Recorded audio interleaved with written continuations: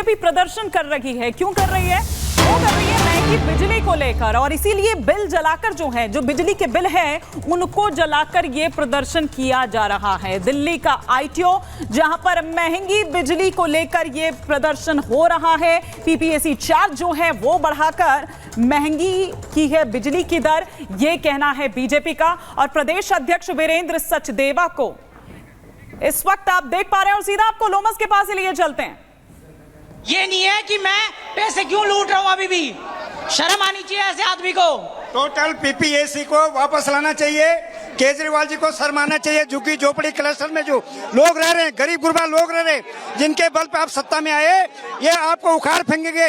हर साल आप पीपीएसी बढ़ा रहे हैं। आपको एक तस्वीर हम दिखाना चाहेंगे। यहाँ पे जो अध्यक्ष है, दिल्ली बीजेपी के अध्यक्ष है, वो बैरिकेड पे चढ़े हुए हैं, उनके हाथ में कई बिजली बिल है। और साथ ही आपको ये भी बता दें कि अभी कुछ देर पहले जो बिजली बिल थे, वो बढ़े हुए बिजली बिल थे, उनको जलाया गया है। यहाँ पे विरोध किया गया है, और वो विरोध आप देख सकते हैं। जो कार्यकर्ता यहाँ पे आईटीओ के पास पहुंचे हैं दिल्ली बीजेपी के, वो लगातार ही विरोध करते हुए दिख रहे हैं। और अब दिल्ली की जनता लगातार परेशान हो रही है, पहले पीने के पानी को लेकर के, बिजली को लेकर के। ये सब शरारतें जेल के अंदर बैठ करके हर साल पीपीएससी को बढ़ाना, फिक्स चार्जेस के ऊपर भी लगना, ये सरासर डाका है। गरीब गुरबा लोगों के ऊपर डाका है, दिल्ली के लोग डाका है। आप जिस मुद्दे पे सत्ता में आए थे, पहले पानी और अब बिजली। ये केजरीवाल को दिल्ली की जनता बिल्कुल माफ नहीं करेगी। अगर केजरीवाल अपना इस्तीफा नहीं देगा तो भारतीय जनता पार्टी और भारतीय जनता युवा मोर्चा अपना विरोध प्रदर्शन ऐसे ही करता रहेगा। भारतीय जनता पार्टी देखिए, एक पोस्टर यहाँ पे देखे, जो कार्यकर्ता है वो तमाम यहाँ पे पोस्टर लेके पहुंचे हैं। अब जेल से भी लूटेंगे केजरीवाल, और सभी जो कार्यकर्ता हैं वो यहाँ पे पोस्टर लेके, आप अपने हाथों में जो पोस्टर रखी है वो कहते हुए नजर आ रहा है कि अब जेल से भी लूटेंगे केजरीवाल। दिल्ली की जनता को कब तक लूटेंगे ये दिल्ली की सरकार?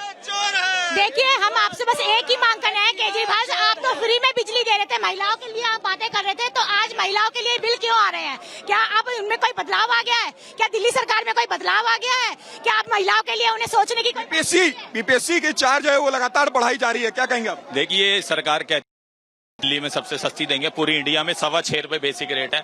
आज जाके डबल के रेट में जाके अगर टोटल चार्जेस लगाए 10 रुपए से प्लस, पूरे भारत के अंदर सबसे महंगी बिजली यहाँ पे 25 दिन का इन्होंने साइकिल कर दिया। कुछ नहीं कर रहा है, झूठ बोल रहा है। जेल के पहले तो जेल के बाहर बैठ के झूठ बोल के सरकार चला रहा था, अब ये जेल के अंदर से माफिया की तरह सरकार चला रहा है। इसको जरा सा भी नैतिकता के आधार पर इस्तीफा दे देना चाहिए, नहीं तो जनता इसकी छाती पे चढ़कर इसको। यहाँ पे जो बीजेपी के सस्ती बिजली से ज्यादा वो बिजली जो फ्री में दी जा रही थी, उसको लेकर भी एक बहुत बड़े सवाल है। आखिर दरों को महंगा कर क्यों दिया गया है, जिसके खिलाफ इस वक्त आम आदमी पार्टी के खिलाफ बीजेपी प्रदर्शन कर रही है। चलिए बढ़ते आगे और बात करते हैं नेपाल की, जहां लगातार हो रही बारिश की वजह से लैंडस्लाइड हुआ, जिसकी वजह से 2 बसें बह गई, जिसमें कई यात्रियों की मौत हो गई, कई जख्मी हैं।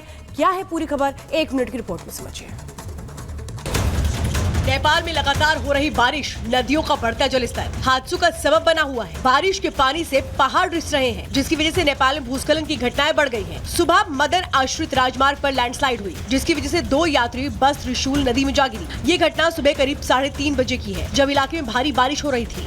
चितवन के मुख्य जिला अधिकारी इंद्रदेव यादव ने बताया कि जब बसें हाईवे पर जा रही थी, तभी लैंडस्लाइड हुई, जिससे वो सड़क से उतरकर नीचे उफनती नदी में जा गिरी। बताया जा रहा है कि दोनों बसों में चालक समेत 63 यात्री सवार थे। हादसे के बाद से लगातार राहत और बचाव का काम जारी है। खराब मौसम के चलते काठमांडू से भरतपुर चितवन तक की सभी उड़ानें आज के लिए रद्द की गई हैं। हादसे पर नेपाल के प्रधानमंत्री पुष्प कमल दहल ने पोस्ट कर दुख जताया और लिखा, नारायणगढ़ मुगलिन सड़क खंड पर लैंडस्लाइड की वजह से बसें बह जाने के बाद लगातार यात्रियों के लापता होने से दुखी हूँ। गृह प्रशासन समेत सरकार की सभी एजेंसियों को यात्रियों की खोज और प्रभावी बचाव के निर्देश देता हूँ। Bureau report, Republic Bharat.